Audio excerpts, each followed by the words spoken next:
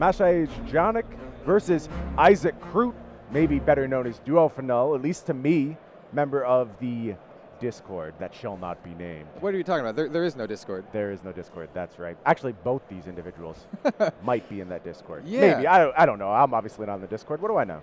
So we do have a game in progress. Isaak is down 19-32, but I see an Oakenold coming out from him, and as we know, Oakenold is kind of a beating, I would say, and that's an 11 on the Oakenold, so this might be a double-fused Oakenold. Yeah, if you were behind previously and then you play an Oakenold, you're often not behind ananymore. That's just the way this card works, especially when it's got the double juice from Bravo. The double juice, the extra old. It is the oldest Oaken.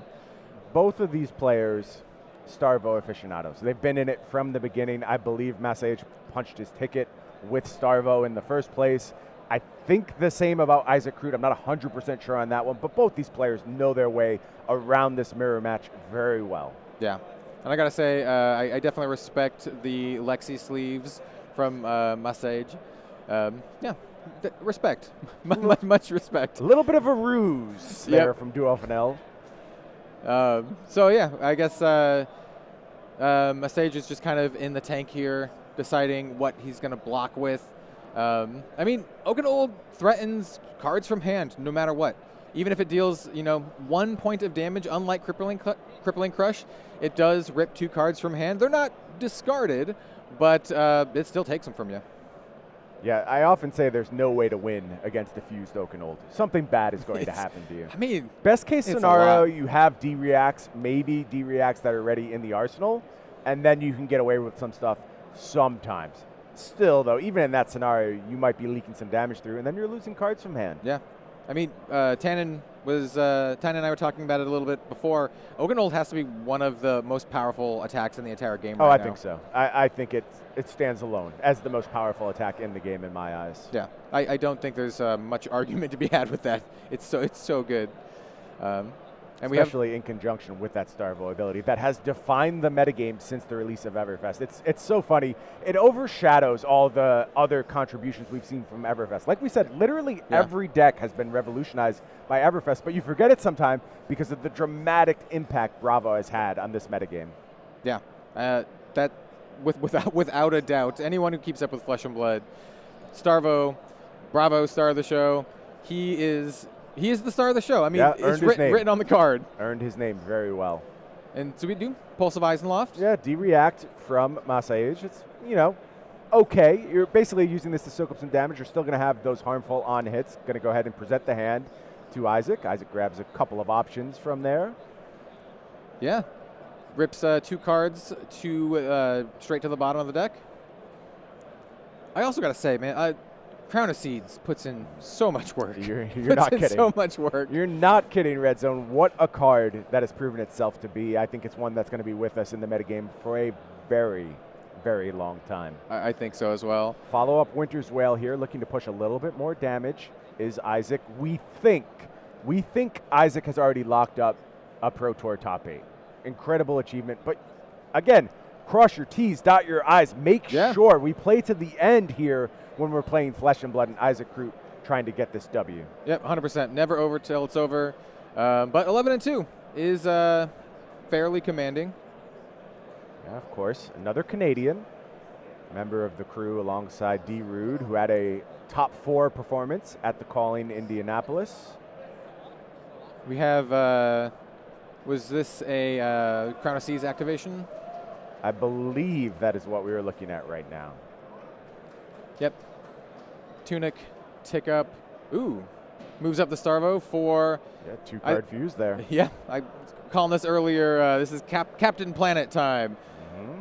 Fuse all the elements together for a big ol' Evergreen here. Yeah, Evergreen going to come through for 9. And that's the way it usually goes with the Starvo. You give Starvo a moment, right? That Oakenold connects. You take your opponent's turn from them, and then you just kind of keep the ball rolling, and you push that damage, and you come in with the hammer, and that's generally who now has control of the game.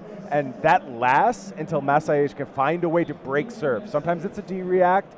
Sometimes it's just a flub from Isaak. Maybe there's nothing that he can really do with his turn, and that's what you really hope for so you're able to get back into the game. Yeah, just pepper in those evergreens and break grounds until you can Oaken Old and Crippling Crush.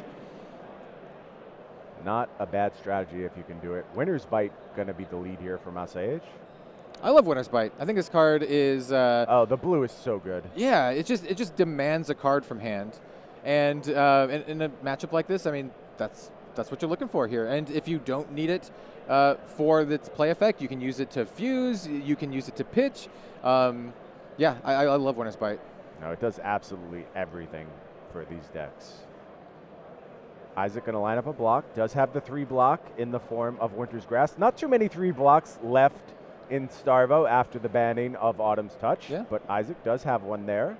Winter's Grasp, the icy Autumn's Touch. This is another play I love here. Pulse of Volthaven going to go ahead and pump up the next elemental attack. Guess what? That includes Winter's Wail. 8 big hammer damage headed the way of Maciej. Yeah, I've seen this play a lot this weekend. Just 8 hammer is can be a big game. As a Lexi player myself, always very very sad to see the Pulse played on the hammer, but yeah, it does some work. And damage seeping through here. 8's not nothing. 8's not nothing, no. especially when the life totals are this close. I totally agree with you, especially given how few resources are used here. It's only 2 cards producing that 8 damage, so maintaining an arsenal into the next turn, completely fine turn for Isaak. Threatens a Frostbite token as well. And every time I see plays like this, I look at Starvo's art, and he's just like... Just having a blast. He's just like, hey, Winner's Wail. Hey, look at this Winner's Wail. He lives his best life. He just takes it right on the chin, too. Starvo, I imagine it's both ways, too. Starvo coming in with the Winner's Wail in this position, and Starvo taking it on the chin in the same position. Yeah, speaking of taking it on the chin, it looks like we're going to do a little fusing here. Pulse of Volthaven combining with Break Ground to meet that 3-element requirement. Pitch 3. Uh-oh. Reach for a few more resources. Nope, just Break Ground. That may be one floating still. Yeah, just the... Oh, we had to deal with the Frostbite. That makes perfect sense. Yeah. But, I mean, still Break Ground with Starvo. Dominate. Go again. Yep. I mean, it's just so powerful. The ability to turn these otherwise, semi-innocuous cards into incredibly powerful, plays here. Just being able to do something like Break Ground and then follow it up with your hammer is quite strong just in itself. It's great damage output from low resources, and that's what you're really looking for. You're winning on a very important axis of Flesh and Blood when you're able to produce that consistently, and that's why we see so many Bravos ready to go to the top 8. Yep, and I mean, it's a reason. There's a very, very real reason why so many folks are high on Starvo. Oh, absolutely. It's not all bluster. It's not all hype. This is a real threat to take down this tournament. Yeah, 100%. And, every turn, even just the break ground, you have to be mindful of your life total. You have to be mindful of, what are you going to block here? Setting up for your next turn, your own possible Starvo activations. No, I love that you mentioned that, Red Zone, because damage doesn't matter until it does. Until it does, right? exactly. And when you have Dominate almost on demand, not quite on demand, but so consistently as Starvo does, that kind of breaks the rules of Flesh and Blood. It should be hard to get Dominate. It should require a lot of resource investment, but Bravo gets it reliably. And that means anytime your life total's in that danger zone, your game could just be over. Yep. Any Azalea player will know how hard it is to get Dominate for other classes, but Bravo's like, hey, here we go. Well, I will tell you, Red Zone, if I ever meet an Azalea player, I will ask them. Yeah, you should also give them a hug because they deserve it. They do. And that was a big lightning surge coming in too. Pumped up lightning surge from that Pulse of Volthaven. Yeah, interesting. You don't usually see lightning surge playing that role in this matchup, but here just pushing a little damage. Yeah, and we're just evening it back up. I mean, the last game we played, it was also just, or the last game we saw, it was also just you battle the Titans, just swinging left and right, and we see it here again in this Starvo mirror match, just swinging punches left and right, taking it on the chin. Both players opting not to block or not able to block that much due to the Dominate effects. Yeah, I think the output is just too good when you ignore what your opponent is doing. And here we see another fusion from Bravo. I don't see a big attack yet. It looked like a blue break ground, only an icy encounter backing that up, but never mind. Crippling Crush ready to go in the arsenal, and That's now a big one. it's a massive attack. 13 dominate, go again, headed the way of Isaak Krut, also looking to take a couple cards from hand.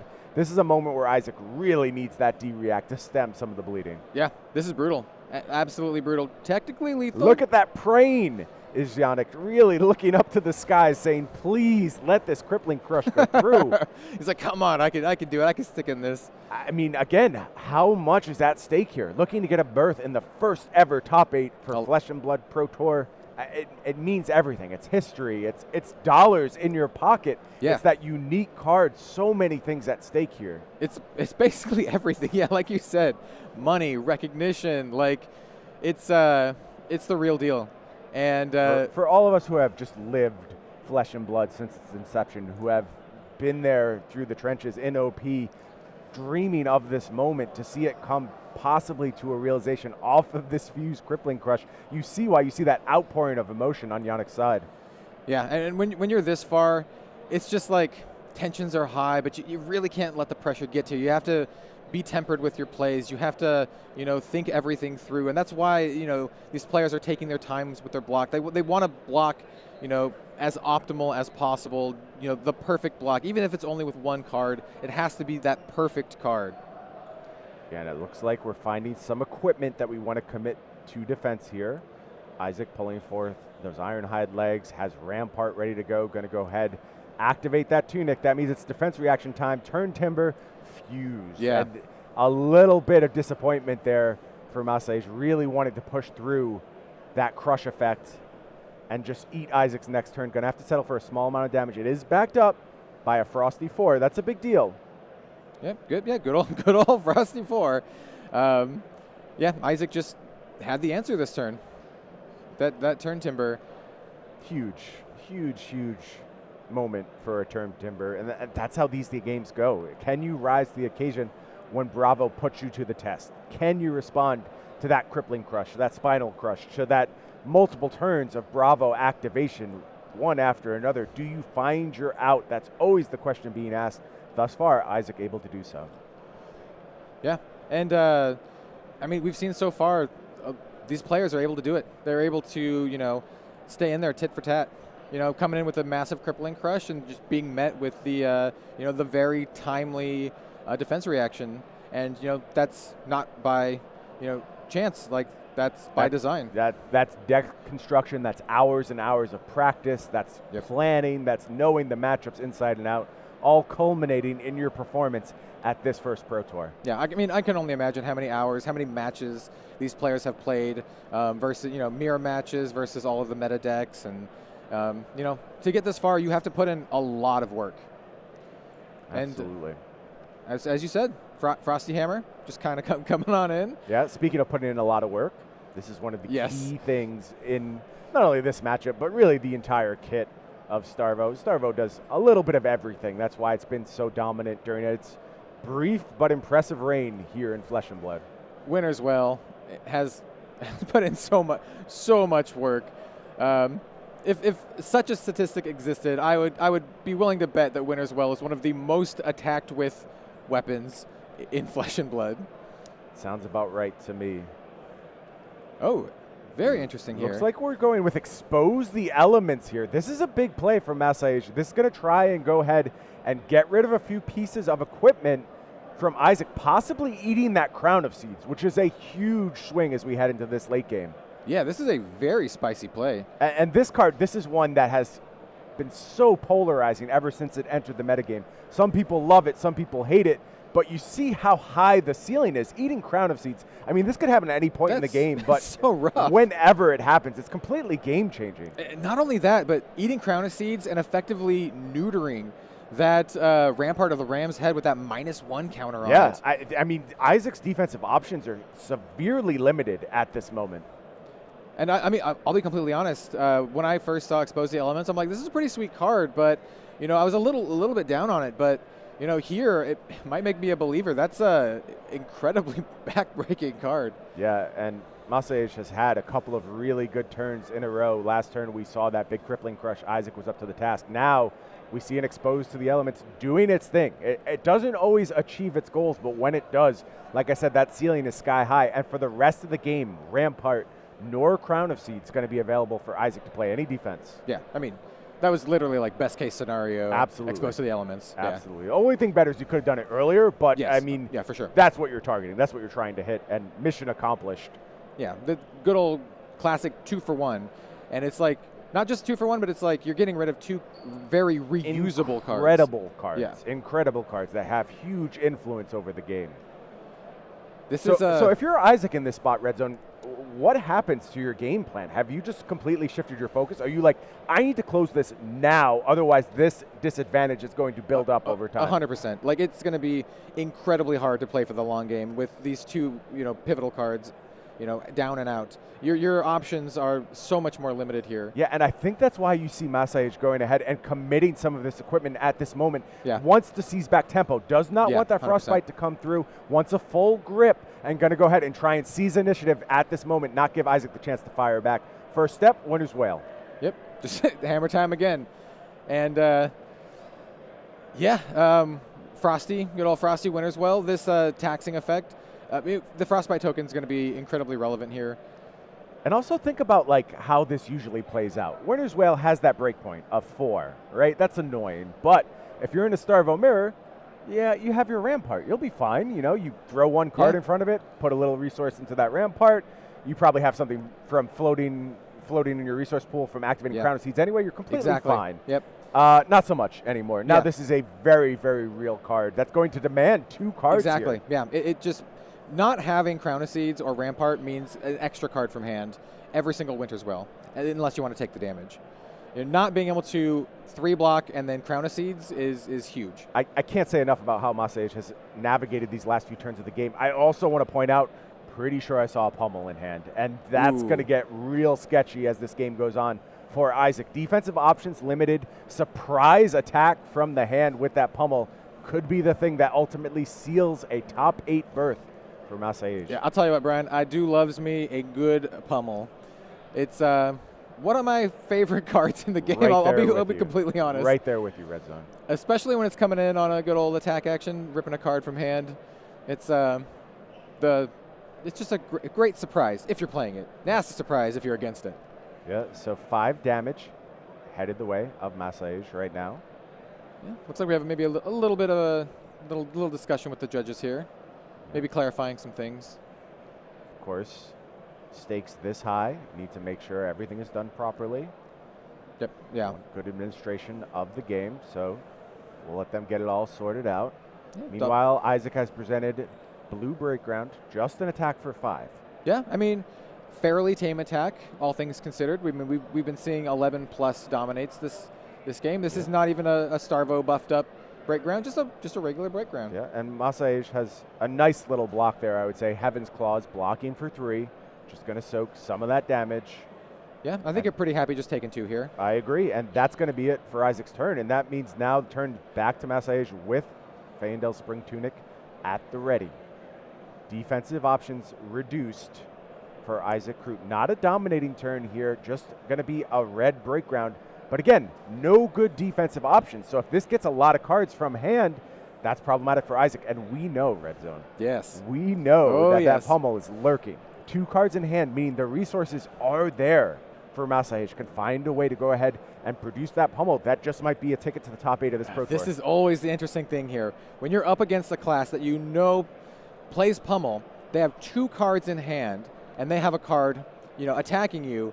You just have to think. They're like, do they have the pummel? Do I respect the pummel? And I think we respect the pummel. Yeah, throwing just the entire hand at it. Still going to go ahead and pummel. That means Isaak is going to leak some damage here. I believe, I can't quite make out that undercard. I believe we're blocking for 7 to start. So he tried to block the entire thing. Pummel going to push 4 over the top. Also take that last card from Isaac's hand. Yeah, this break ground coming in for a total of 11. Pummel giving a good old nice little tidy +4. Yeah. Going to go ahead, pitch, has staunch response at the ready. Okay, so Isaak was pretty rolled up there with defensive options, but now nothing to do on the turn, can't even arsenal. Yeah. So options continue to reduce. As time goes on, options get worse and worse for Isaak, and really feeling the absence of that rampart, of that Crown of Seas, and Maciej just biding his time, waiting to find that fusion that could go ahead and push through lethal damage, and does have it here. Yep, here we go. This is a Starvo turn. I believe I called it earlier the Starvo platter. He's got it all. Yeah. But and here comes on a blue. Evergreen. But I mean, once again, it's still buffed up by Starvo, so dominate, go again. Even though it's a blue Evergreen, it's still very threatening. Yeah, and does have staunch response. that potential. Winter's Wail followed up. Staunch response is going to eat that, but there's still a Winter's Wail coming through. Going to have to decide how Isaak wants to deal with this. Can he afford to take a Frostbite here? Yeah. Does he have to give 2 more cards from hand? You can't give cards forever. At some point, you have to say, I want to mount my own offense. I mean, yeah, you have to. You have to somehow claw the tempo back. But Isaak is he's on the back foot here for sure. And you know, having his crown destroyed, having his rampart effectively neutralized, this is the results of that.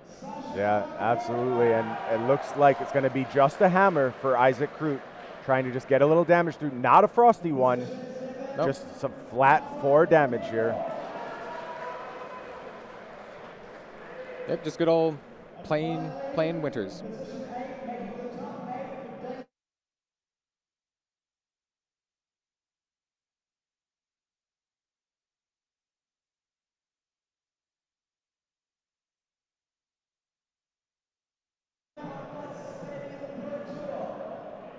Maciej is really debating the block here, trying to figure out how much damage can I let through. Is there fear of pummel on Maciej's side? I mean, we don't know deck list, right? I mean, yeah, that's true. Always have to be thinking about it. Now, I think in that case, there's only 1 card left in hand from Isaak, so you know you're safe. But for the rest of the game, is that just weighing on Maciej's thoughts on his blocking decisions?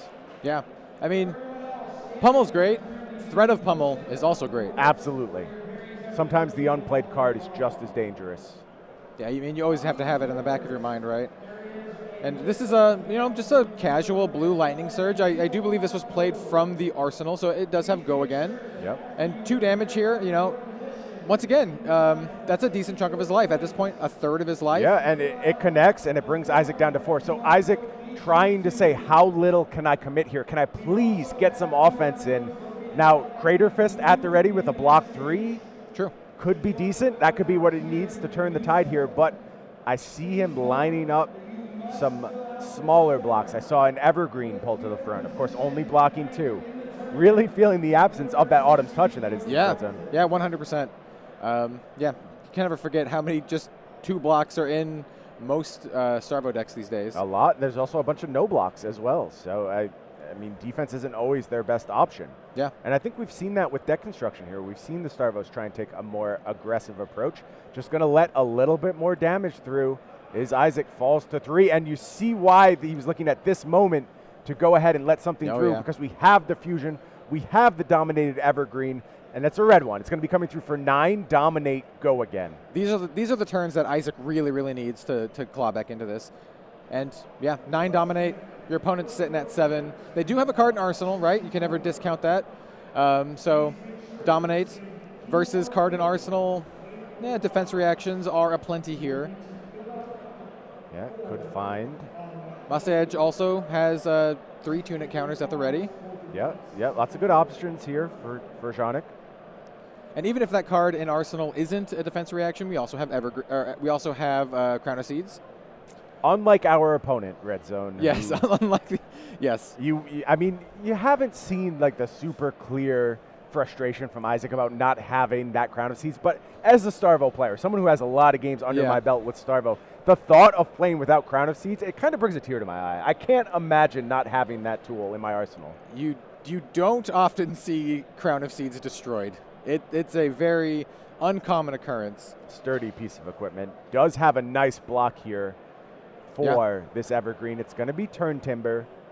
That is a very, very chunky turn timber. Do we have a fusion even if it's as well? not fused, it still represents 6 block. Yeah, I think we have a fusion as well. Looks like Maciej pulling a card forward. Yep, is going to go ahead and reveal that evergreen. So 8 damage soaked up. Follow up of a Winter's Wail. Yeah. Yeah, and you know, I mean, every point of damage here is very, very important. Can Isaak cobble enough tempo here? But I mean, honestly, if you're Maciej here, like you can absorb a little bit of damage here, so you can come back with the turn that you need to close out the game. Right. When your opponent's just sitting at 3. Right. If you have your fusion turn here, you just want to eat the damage. I mean, you can clap back so hard, probably win the game. Now, the fact that we've debated this long, it makes me think that fusion's probably not an option with the few cards remaining. I think that's a safe assessment. So you're just trying to figure out how can I present the most damage? How can I threaten Isaak? It's unlikely you can win the game without dominate, I think. I think that's going to be a really critical piece of the puzzle, unless we mentioned there's a lot of 2 blocks. There's a lot of no blocks left in this deck. Should you happen to catch Isaak with a handful of those, maybe that's enough to push through lethal damage. It looks like the damage from this Winter's Wail just going to be taken. And now I question my assessment, because letting that much damage through could be an indication of a fusion or a huge attack. It looks like it's going to be the latter. It's going to be red evergreen. So 7 headed the way of Isaak Krut. I do see a lot of block 2s in hand. I think all block 2s. Yeah, 7's a little awkward, right? If you have a lot of block 2s in hand, 7 has a really, really nice break point to push a little bit of damage through, or just rip your opponent's entire hand, right? Yeah. And also, I'll point out, we saw a pummel. Oh, yeah. I mean, like, you think you're safe here. I could be that Maciej only has 1 card in hand, so you might know you're safe. You might not be fearing that. But at some point, that's going to be playing on Isaac's emotion, on Isaac's thoughts. Going to go ahead and commit 3 cards to the block here. Take 1 damage. I'm assuming plan after this is going to be fire back with that Winter's Wail. Again, try and seize some tempo back. That's the name of the game now, and there you go. Yep, Frosty exactly. 4 headed the way of Maciej, and that represents lethal. So what's the block here? It's got to be 1. How little can you commit and still come back? And also, the thing you have to know, Isaac's face up. This is it. This is what you have to answer. Not going to be an arsenal, so you know exactly what you're facing. You know exactly what you're trying to scope on your next turn. If you have lethal here, you probably know about it. And honestly, this is one of my favorite parts about Flesh and Blood. Like, at the beginning of the game, you have these massive attacks, coming left and right. And as we whittle things down, as equipment gets destroyed, you really get down to these really, really intricate numbers here, right? Even though we were throwing around massive numbers before, the players' totals are, both 3 or less, and every little tiny incremental advantage really, really matters here. It was one of the first things that struck me when I found Flesh and Blood was this moment in the game where both heroes have been weakened. Their equipment has been used up. Their decks have actually been cycled through probably at this point. That means your attacks are all weakened because you're loaded up with blues. You push them in the early game. This moment is so interesting to me. It is the exact opposite of the way every other TCG in the world proceeds. You're supposed to get more powerful over time, but this one, it gets desperate, it gets fierce, it gets scrappy, and it plays so well with the thematic resonance of Flesh and Blood. Yeah, I mean, it's like a boxing match, basically, right? The combatants are going to get exhausted over time, right? Absolutely. You see those boxers just kind of throwing their exhausted punch after exhausted punch until the last one is standing, and that's what we have here. Except instead of punches, we have these nice little chili hammers. Yep. And it's time, says Janik, to go ahead and commit that Feyendel Spring Tunic. Does not think there will be 3 more turns in this game. I agree. It is the moment for a block here. Yep. I mean, all both players need is just one very nice Starvo activation. That +2 in Dominate, followed up by Winter's Wail, is very, very good. Yeah, I think I see a turn Timber in Maciej's hand. So a more defensive hand at a moment when you would prefer a little bit more aggression. Going to take the Frostbite here. Yeah. Take some damage, get the Frostbite. Going down to 1 is always very scary. 3-2 with your Pro Tour life on the line, but it's fusion time, baby, and that means a potentially big attack with a big follow-up for Maciej. It's going to be Break Ground. What does he have? Break Ground coming in with the 8 with Dominate and Go again. Yellow break ground. That means Isaak has to find That's a D-Rec, game. and he does not have it, and that means Maciej may have just punched his ticket to the top 8 of this Pro Tour. What a fitting finale for our Swiss rounds. Just absolute smash fest between Briar and Chain, trying to punch their ticket to the top 8, and then we saw the matchup that has defined this post-Everfest format.